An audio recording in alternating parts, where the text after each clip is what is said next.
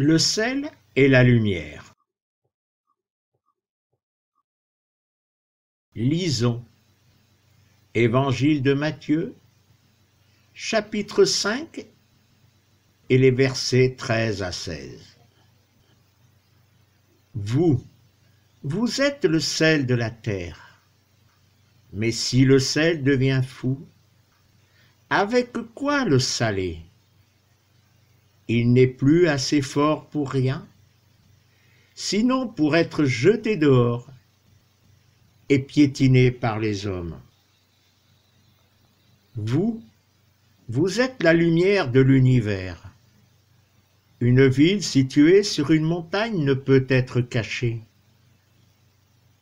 Personne ne fait brûler une lampe en la mettant sous le boisseau, mais sur le lampadaire, où elle resplendit pour tous dans la maison.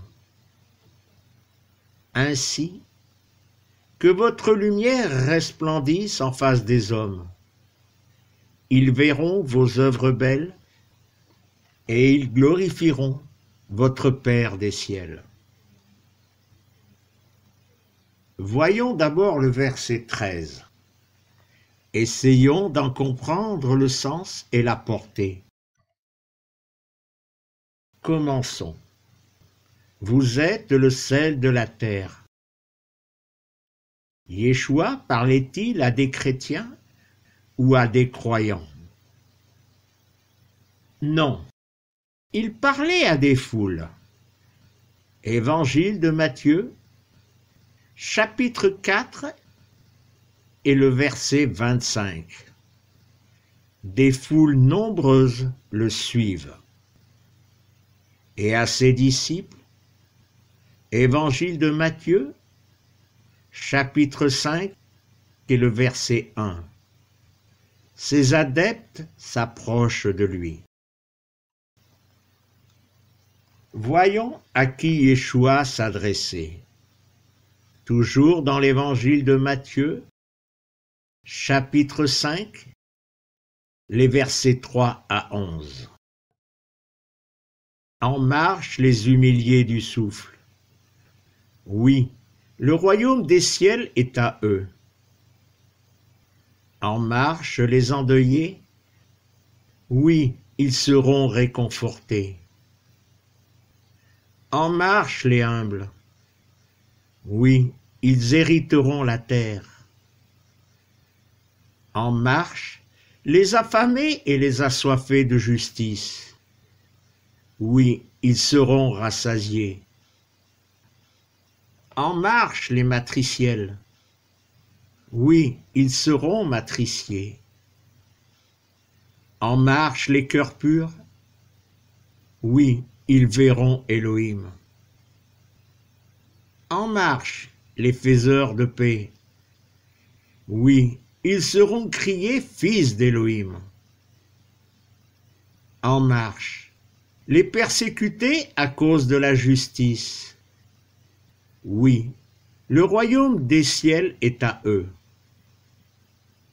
En marche, quand ils vous outragent et vous persécutent, en mentant, vous accusent de tout crime à cause de moi. Cet enseignement nous rappelle un autre verset. Évangile de Marc, chapitre 2, le verset 17. Yeshua l'entend. Il leur dit, « Les forts n'ont pas besoin de médecins, mais ceux qui ont mal. Je ne suis pas venu appeler des justes, mais des fauteurs. » Oui, ces hommes et ces femmes étaient le sel de la terre, car la saveur de ce sel allait révéler la gloire à laquelle ils étaient appelés. Mais lorsque nous regardons le sel de la terre, dans une mine de sel, que voyons-nous? Nous voyons que le sel est rempli d'impuretés. Il devra donc subir un raffinage afin de le rendre pur. Ainsi, nous comprenons l'image du sel pour ces foules et les adeptes, ces fauteurs qui suivaient Yeshua. Il va falloir attendre 3 ans pour que ces foules et les adeptes soient purifiés par le sang de Yeshua. Et le jour de la Pentecôte, pour que le sel montre toute sa saveur au travers de l'annonce de Pierre et des adeptes. Les mots « mais si le sel devient fou » et en particulier un mot attire notre attention, le mot « fou ». Nous pouvons remplacer ce mot « fou » par un autre mot « insensé ». Nous allons voir la suite. Mais si le sel devient fou, ou mais si le sel devient insensé. Nous avons vu que ce sont ceux qui ont lavé leurs vêtements dans le sang de l'agneau et sont remplis du souffle de vérité qui donne cette saveur. Mais alors, comment ce sel peut-il devenir fou ou insensé? Nous pouvons relire l'exemple des nubiles. Évangile de Matthieu, chapitre 25, et les versets 1 à 13. Nous allons lire les versets 3 et 8 à 12. Les folles, en prenant leur lampe, ne prennent pas d'huile avec. Et les folles disent aux sages, « Donnez-nous de votre huile, nos lampes s'éteignent. » Mais les sages répondent et disent, « Et s'il n'y en avait pas assez pour vous et pour nous? Allez plutôt chez les vendeurs vous en acheter. » Et tandis qu'elles s'en vont en acheter, l'époux vient. Celles qui sont prêtes entrent avec lui à la noce, et la porte se referme. Plus tard, viennent aussi les autres nubiles. Elles disent, « Adonne, Adonne, ouvre-nous » Mais il répond et dit, « Amen, je vous dis, je ne sais pas qui vous êtes. » Lorsque nous voyons comment ces nubiles sont devenues folles ou insensées, alors qu'elles étaient pures, mais leurs lampes manquent d'huile. Elles sont restées, jetées dehors. Oui, le sel qu'elles étaient, il n'est plus assez fort pour rien, sinon pour être jeté dehors et piétiné par les hommes. Mais nous pouvons aussi lire dans l'Épître aux Galates, chapitre 3 et les versets 1 à 5, où là aussi il nous est parlé d'insensés. Ô Galates insensés, qui vous a ensorcelé, alors que Yeshua, le Messie, a été dépeint d'avance sous vos yeux crucifiés? Je veux apprendre seulement cela de vous. Avez-vous reçu le souffle par les œuvres de la Torah ou par l'écoute de l'adhérence? Êtes-vous ainsi insensés? Vous avez commencé par le souffle. Maintenant, voulez-vous finir par la chair? Auriez-vous souffert tout cela en vain? Du moins si c'était en vain. Donc, celui qui vous dispense le souffle et opère des puissances parmi vous, est-ce par les œuvres de la Torah ou par l'écoute de l'adhérence? Qu'avait-il donc fait? Sel tiré de la terre? Cette terre sous la loi de la Torah? Sel purifié par le sang de l'agneau? Par l'écoute de l'adhérence? Sel ayant cette saveur de vie par le souffle de vérité, mais sel retourné à la terre, marchant par la Torah sous la faute. Ainsi, ce sel retourné à la terre a perdu cette saveur, n'est plus assez fort pour rien. Mais il y a un autre mot qui pose question. Le. De. Avec quoi le saler? À quoi se rapporte ce mot? Le. Cela ne peut se rapporter à la terre. Qu'est-ce qui doit donc être salé?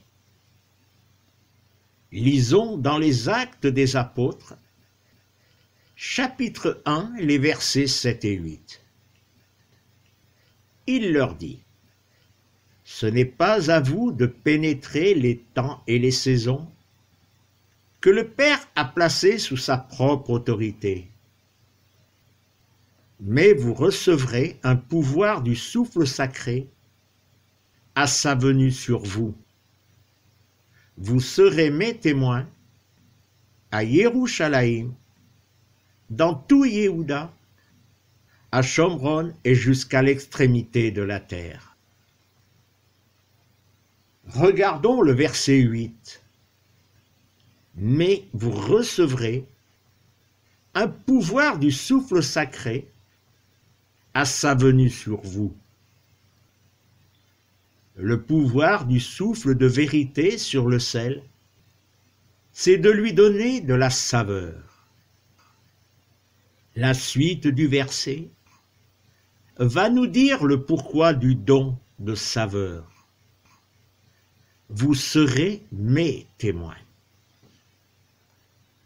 Cette saveur, c'est celle du témoignage que chaque racheté, dans l'adhérence à Yeshua, révèle au monde, révèle à ces hommes et ces femmes qui cherchent le pardon de leurs fautes et le salut en Yeshua. Mais il y a encore une chose que chaque adepte dans l'adhérence à Yeshua doit savoir. Il ne choisit pas l'endroit où le souffle sacré va saler, répandre le sel. Il ne choisit pas le dosage. Il est dans la main du maître Yeshua. Voyons maintenant la lumière et lisons une nouvelle fois les versets 14 à 16. Vous êtes la lumière de l'univers. Une ville située sur une montagne ne peut être cachée. Personne ne fait brûler une lampe en la mettant sous le boisseau, mais sur le lampadaire, où elle resplendit pour tous dans la maison. Ainsi, que votre lumière resplendisse en face des hommes. Ils verront vos œuvres belles et ils glorifieront votre Père des ciels. Vous êtes la lumière de l'univers. Ces mots m'ont sincèrement interpellé. Ces hommes et ces femmes, fauteurs, étaient soumis à la Torah dans la chair. Mais voilà que Yeshua leur dit: vous êtes la lumière de l'univers. Ils marchaient dans les ténèbres de ce monde, surchargés de fardeaux par les docteurs de la loi, et au milieu de ces ténèbres, une voix. Vous êtes la lumière de ce monde. passé en un instant, de lampe sous le boisseau à lampe sur le lampadaire éclairant la maison. Comment cela pouvait-il se réaliser? Puis un verset. Évangile de Jean, chapitre 7, et le verset 46. Jamais homme n'a parlé comme cet homme. Et encore, Évangile de Jean, chapitre 8 et le verset 12. De nouveau donc, Yeshua leur parle et dit: Je suis la lumière de l'univers. Qui me suit ne marche pas dans la ténèbre, mais il a la lumière de la vie. Les foules et les adeptes qui suivaient Yeshua ne marchaient plus dans la ténèbre, dans la Torah, dans les enseignements des docteurs de la loi. Ils étaient en marche, comme Yeshua l'avait annoncé. Évangile de Matthieu, chapitre 5 et les versets 3 à 11. Ces hommes et ces femmes adhéraient aux enseignements de Yeshua. Ils s'écartaient des docteurs de la loi et des fardeaux sans cesse posés sur leur vie. Car à la promesse de la venue du Messie succédaient les promesses du royaume des ciels, d'être réconforté, d'hériter la terre, d'être rassasié, d'être matricié, de voir Elohim, d'être crié fils d'Elohim, d'avoir le royaume des cieux à eux. Et cela, même s'ils devaient être outragés, persécutés, accusés à cause de Yeshua. Pendant 3 années, ils vont marcher, adhérant à Yeshua, partageant le pain, les poissons, les nuits, la marche sur les chemins, voyant les guérisons, les miracles, les délivrances et les résurrections, et cela jusqu'à la croix de Golgotha. Puis vint le jour de la Pentecôte, et nous voyons ces lumières éclairant les maisons, les rues de Jérusalem, et ils verront aussi les accusations, les outrages et les persécutions. Qu'en est-il aujourd'hui? Est-ce en suivant un homme, des hommes, qu'un homme ou qu'une femme passe des ténèbres à la lumière? Non. Seule l'adhérence à Yeshua fait qu'un homme, qu'une femme deviennent une lumière.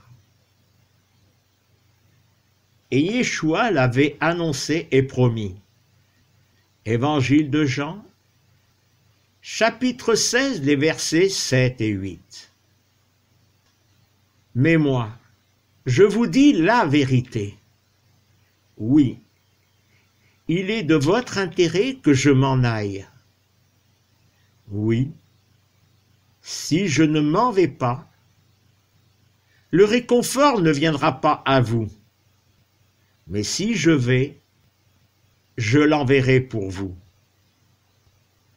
Quand il viendra, il confondra l'univers à propos de faute, à propos de justice, à propos de jugement.